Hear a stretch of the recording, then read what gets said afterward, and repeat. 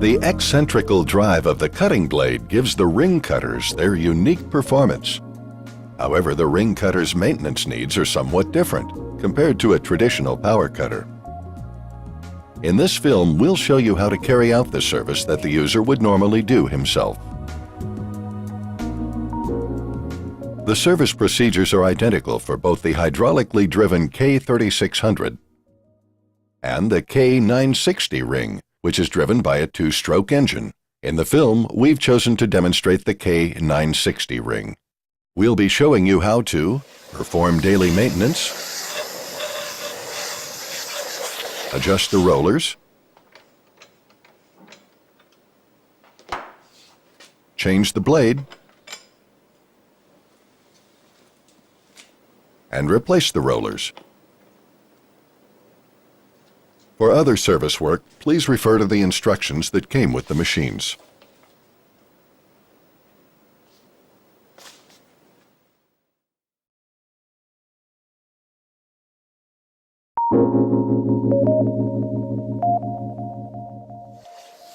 When you've finished working with it, clean the machine. It feels a lot better being sprayed by water than covered in slowly hardening concrete slurry. We also recommend that you oil the blade and the rollers to prevent corrosion. Be sure to inject a squirt of grease into the engagement rollers too.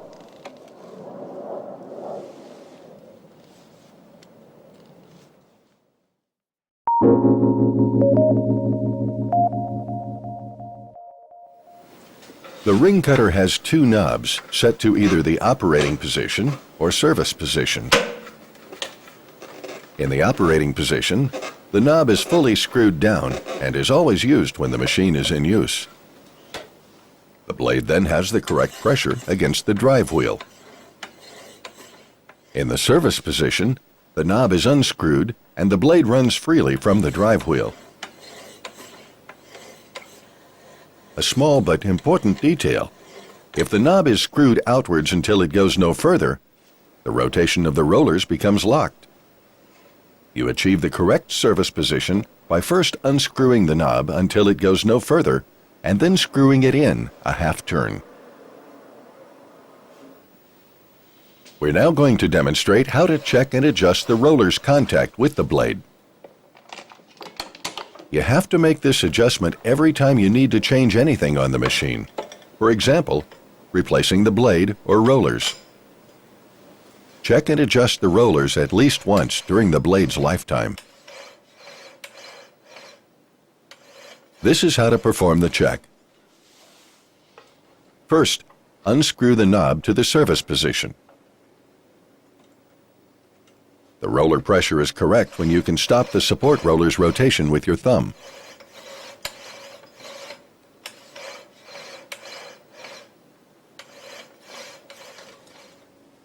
If the pressure is not correct, you first loosen the locking nuts. After that, tighten the nuts a little to eliminate any play.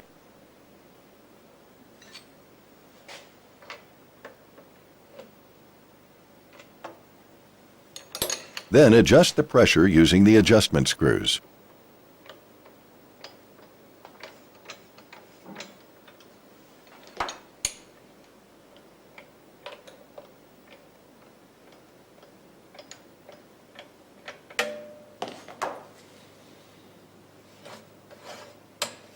Finish by tightening the locking nuts and give it a final check.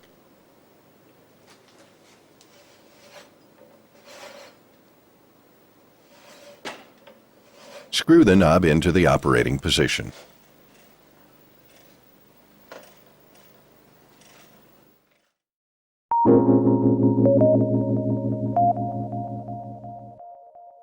We're now going to demonstrate how to replace the blade. Turn the knob to the service position and remove the support roller cover.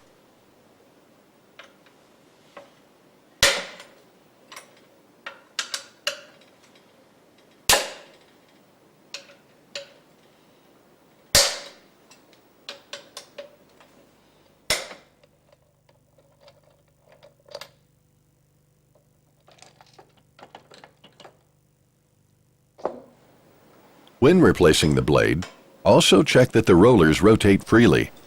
In other words, that the bearings feel intact and that the roller assemblies have full mobility.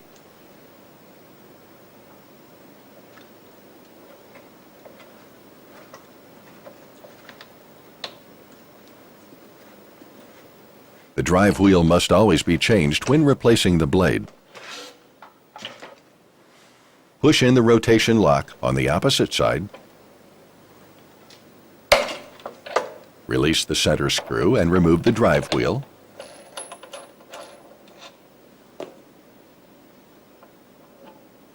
Treat the blade and drive wheel as parts that belong together and keep them that way.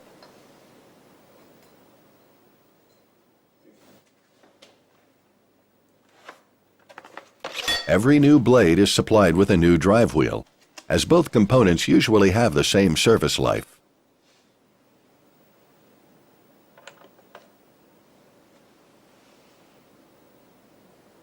Grease up the drive disc's center hole before assembly.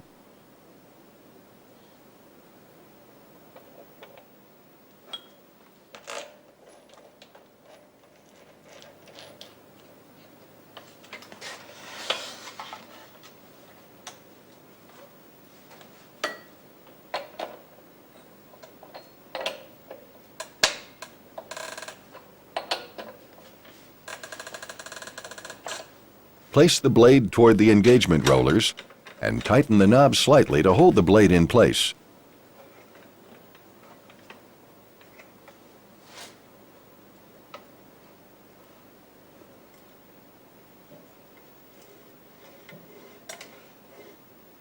Loosen the locking nuts before fitting the cover.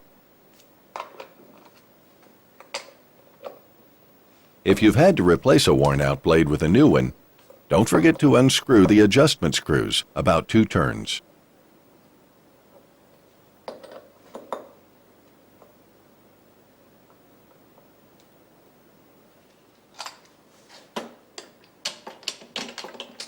Fit the cover and tighten the screws gently.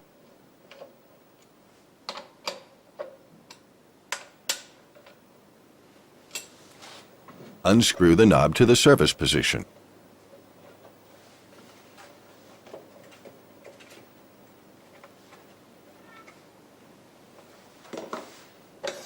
Check the rollers aren't touching the blade.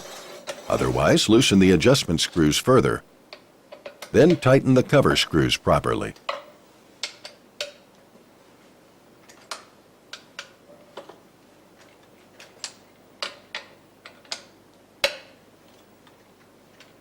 Once the blade has been fitted, you can now adjust the rollers as demonstrated earlier.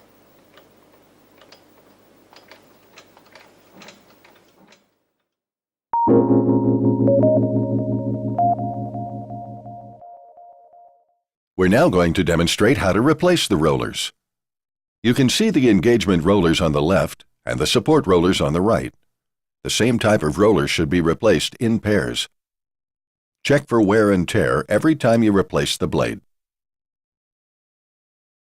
The engagement roller on the left is new, and the one on the right is worn. Engagement rollers have to be replaced when the flange is down to about its last 1.5 millimeters. 0.06 inch. The engagement roller's assemblies are attached by means of a catch that releases when the knob is removed. After that, the roller assemblies can be pushed out of their housings. Wipe off any grease or dirt and check that the bearings are intact. Unscrew the roller.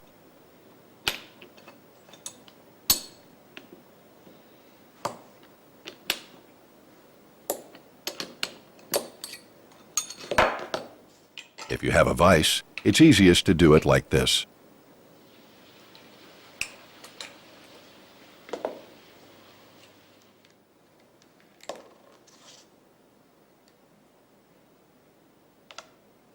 Remove the washer from underneath the roller and clean it.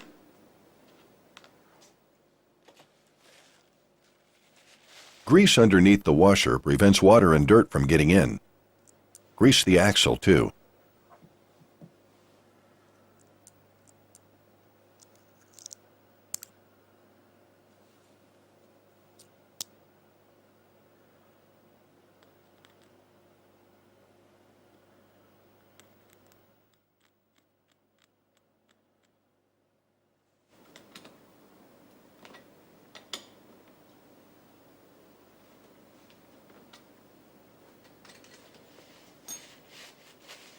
Wipe off the old grease from the chassis.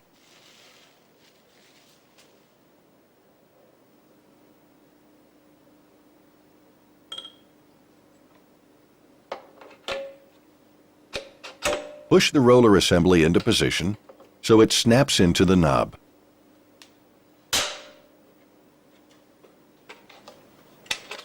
A small tip: the upper engagement roller is worn down more than the lower one due to the feed pressure. When replacing the blade, it is good practice to let the engagement rollers change position in order to maximize the roller usage.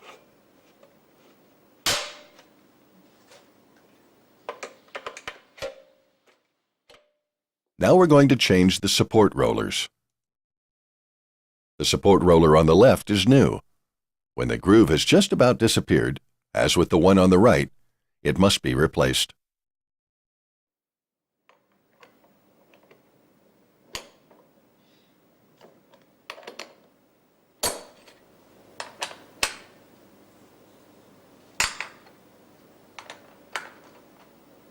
The support roller is replaced in exactly the same fashion as the engagement roller.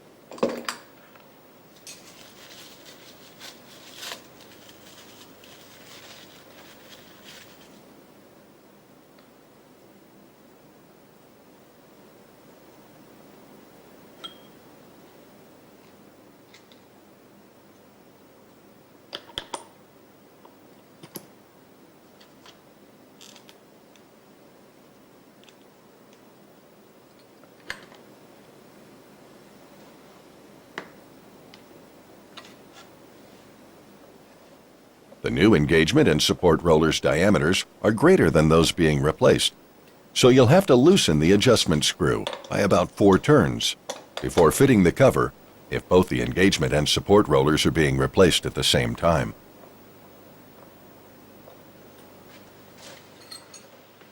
Once you've replaced the rollers and fitted the blade, you will, of course, have to adjust the rollers, as we've shown you earlier. Finish by greasing the engagement roller assemblies. Note that the knob must be in the operating position. Squeeze in some grease until it comes out through the lubrication channel outlet. If you follow the instructions given in this film, the ring cutter will continue to be an efficient and properly functional tool for your work.